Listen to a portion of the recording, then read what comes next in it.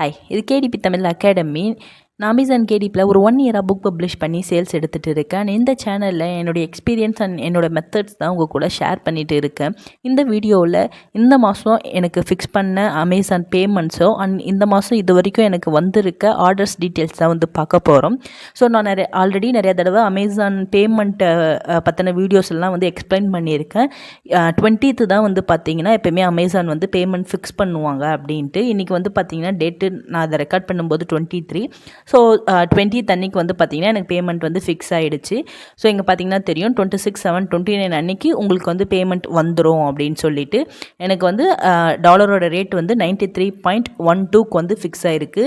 இந்த பேமெண்ட்ஸ் வந்து 2 மாதத்துக்கு முன்னாடி, அதாவது இப்போ ஜூன் மே மாதம் எனக்கு வந்த ராயல்ட்டி தான் எனக்கு இந்த மாதம் வந்து பேமெண்ட்டாக க்ரெடிட் ஆகும். அப்போ உங்களுக்கு டாலர் ரேட் என்னவா வேணால் இருந்திருக்கலாம், உங்கள் ராயல்ட்டி என்ன வேணால் இருந்திருக்கலாம். பட் இன்றைக்கி 20ஆம் தேதி என்ன வந்து டாலர் ரேட் இருந்துச்சோ அந்த ரேட்டுக்கு தான் உங்களுடைய அமௌண்ட் வந்து ஃபிக்ஸ் ஆகி உங்களுக்கு வரும். ஓகேங்களா? ஸோ பார்த்திங்கன்னா எனக்கு வந்து ஒரு 6 மீடியமில் இருந்து பார்த்திங்கன்னா அமௌண்ட் வந்து வருது. Amazon.com, அதுக்கப்புறம் பார்த்திங்கன்னா Amazon DE, I think German நினைக்கிறேன், கரெக்டாக தெரில, அண்டு UK, அதுக்கப்புறம் பார்த்திங்கன்னா இது AU ஆஸ்திரேலியா, அதுக்கப்புறம் இந்தியா, அதுக்கப்புறம் பார்த்திங்கன்னா கனடா. ஸோ இந்த மாதிரி 6 மீடியம்லேருந்து எனக்கு வந்து அமௌண்ட் வருது. ரீசன் அந்த 6 கண்ட்ரியில் என்னோடய புக்ஸ் வந்து சேல்ஸ் ஆகிருக்கு. இப்போது உங்களுக்கு 20ஆம் தேதி வந்து மெயில் அனுப்பிச்சிடுவாங்க. இந்த மாதிரி உங்களுக்கு வந்து பேமெண்ட் 29 வருதுன்ட்டு ஒவ்வொரு பிளாட்ஃபார்ம்லேயும் இருந்து உங்களுக்கு தனித்தனியாக மெயில் எல்லாத்துக்குமே வரும். ஸோ பேமெண்ட்ஸை பொறுத்த வரைக்கும் அமேசான் எப்பயுமே அக்யூரேட்டாக இருப்பாங்க. உங்களுக்கு கரெக்டான பேமெண்ட்ஸ் வந்து வந்துடும். அண்ட் அதுக்கப்புறம் பார்த்தீங்கன்னா இங்கே பெண்டிங் நீங்கள் பார்ப்பீங்க. ஸோ இது மேபி எதனா இஷ்யூ இருக்கலாம். இந்த மாதிரி ஒரு சில டைம் வந்து வரும். அதுவாகவே ஒரு சில டைம் சால்வ் ஆகிடும். இல்லைனா அது என்ன பிரச்சனையோ அதை லேட்டராக ஒரு 1 வீக் கழித்து உங்களுக்கு மெயில் அனுப்புவாங்க. நம்ம அதை சால்வ் பண்ணிட்டோன்னா அந்த அமௌண்ட் அதுக்கு அடுத்த மாதத்தில் க்ரெடிட் பண்ணிருவாங்க. எனக்கு இந்த மாதிரி நிறைய தடவை நடந்திருக்கு. இப்போ இந்த மாதம் உங்களுக்கு பெண்டிங்கில் இருக்கே, அப்போ எனக்கு அந்த அமௌண்ட் அவ்வளோதானா வராதா அப்படின்றதெல்லாம் கிடையாது. நீங்கள் ஒன்ஸ் உங்களுடைய பேங்க் இஷ்யூ இதை சால்வ் பண்ணிட்டீங்கன்னா பெண்டிங்கில் இருக்க அது எந்த மாதத்து அமௌண்ட்டாக இருந்தாலும் சரி அடுத்த மாதம் உங்களுக்கு அது க்ரெடிட் ஆகிடும். ஸோ இப்படி தான் பார்த்தீங்கன்னா அமேசான் பேமெண்ட் சிஸ்டம் வந்து ஒர்க் ஆகுது. ஸோ இந்த மாதம் பார்த்திங்கன்னா எனக்கு இது வரைக்கும் ஒரு 32 ஆர்டர்ஸ் வந்திருக்கு. இது எல்லாமே பார்த்திங்கன்னா ஆர்கானிக் ஆர்டர்ஸு. நான் எந்த ஒரு ஆட்ஸும் வந்து ரன் பண்ணாமல் வந்த ஆர்டர்ஸ். ஸோ எப்பவும் போல் எனக்கு அதிகமாக போயிருக்க புக்ஸ் பார்த்திங்கன்னா 13 ஆர்டர்ஸ். விண்டேஜ் டாட் இது நம்ம நிறைய வீடியோவில் நான் எக்ஸ்பிளைன் பண்ணியிருக்கேன், சொல்லியிருக்கேன். எப்படி ரெடி பண்ணணுன்றதையும் நான் வந்து அப்லோட் பண்ணியிருக்கேன். ஸோ எனக்கு அதிகமாக போயிட்டுருக்க புக்கு நான் அதை உங்ககிட்ட ஓப்பனாகவே காமிக்கிறேன்.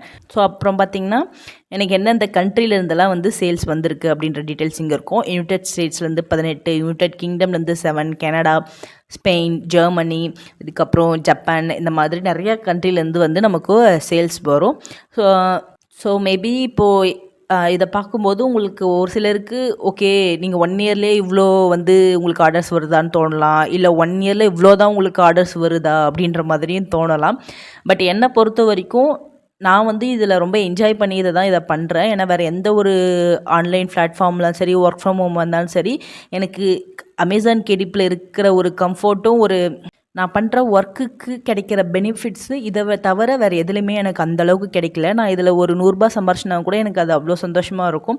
ஏன்னா நான் போட்ட எஃபர்ட்டுக்கு எனக்கு ரிட்டர்ன் மணி வந்து எனக்கு கிடைக்கிது. கண்டிப்பாக எல்லாருமே நம்ம சம்பாதிக்கணுன்றதுக்காக தான் ஏதோ ஒரு வேலை பண்ணுறோம். நான் என்னுடைய ஜேர்னியில் என்ன வந்து நான் அமேசான் கேடிப்பில் புரிஞ்சுக்கினேன்னா, நான் வந்து பார்த்திங்கன்னா இம்ப்ரூவ் ஆகிட்டு இருக்கேன். ஆக்சுவலாக இப்போ பார்த்திங்கன்னா தெரியும் என்னுடைய லைஃப் டைம் நான் வைக்கிறேன். ஸோ என்னுடைய லைஃப் டைம் ஆர்டர்ஸ் பார்த்திங்கன்னா 4 to 9 வந்திருக்கு. இங்கே பார்த்திங்கன்னா தெரியும் நான் ஸ்டார்டிங்கில் எனக்கு ஆர்டர்ஸே இல்லாமல் இருந்துச்சு. ஃபஸ்ட்டு ஸ்டார்ட் பண்ண மார்ச். அதுக்கப்புறம் 4 ஆர்டரு, 18 ஆர்டரு, 22, அப்படியே பார்த்திங்கன்னா 26, 31, 29, இப்போ 41, 34, 32 இந்த மாதம் வரைக்கும் எனக்கு வந்திருக்கு. ஸோ நான் இன்க்ரீஸ் ஆகிட்டு இருக்கேன், ப்ராக்ரஸ் ஆகிட்டு இருக்கேன் அப்படின்றத என்னால் அனலைஸ் பண்ண முடியுது. 1ஸில் இருந்தது 10s ஆச்சு, 20s ஆச்சு, 30s ஆச்சு, இப்போ 40s கிட்டே நான் போயிட்டு இருக்கிறேன். ஸோ இது 1 இயர் ஜேர்னி தான் இல்லையா? ஸோ கண்டிப்பாக நான் இதுக்கப்புறமும் என்னுடைய நாலேஜை வளர்த்துப்பேன். இதில் இன்னமும் நான் எவ்வளோலாம் வந்து இம்ப்ரூவ் பண்ண முடியுமோ பண்ணுவேன்.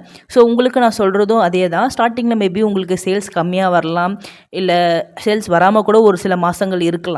ஸோ நீங்கள் வந்து டீமோட்டிவேட் ஆகாமல் ஒரே ஒரு விஷயந்தான், நீங்கள் நிச்சஸை வந்து நல்லா செலக்ட் பண்ணிட்டீங்கன்னா, நான் ஆல்ரெடி நம்மளுடைய சீரீஸில் வந்து எல்லாமே எக்ஸ்பிளைன் பண்ணிட்டு வரேன். ஸோ அதை ஃபாலோ பண்ணி நீங்கள் புக்ஸ் பப்ளிஷ் பண்ணாவே ஒரு மந்த்லிக்கு ஒரு நல்ல இன்கம் கண்டிப்பாக வந்து ஏர்ன் பண்ண முடியும். ஸோ என்னுடைய ஆர்டர்ஸ் அண்ட் பேமெண்ட்ஸை வச்சு நான் இதுதான் உங்களுக்கு வந்து சொல்லணும்னு நான் ஆசைப்பட்டேன். டிமோட்டிவேட் ஆகாதீங்க. மற்ற பிஸ்னஸ் மாதிரி இது கிடையாது. ஸோ கண்டிப்பாக உங்களுக்கு ஒரு நல்ல வந்து ஒரு ஃப்யூச்சரில் கூட ஒரு பலன் கொடுக்கும். ஸோ ஹோப்பை விடாமல் கண்டினியூவாக வந்து புக்ஸ் வந்து க்ரியேட் பண்ணுங்கள், பப்ளிஷ் பண்ணுங்கள், நல்ல நிச்சயத்தை செலக்ட் பண்ணுங்கள். ஹாப்பியாக இருங்க. பை.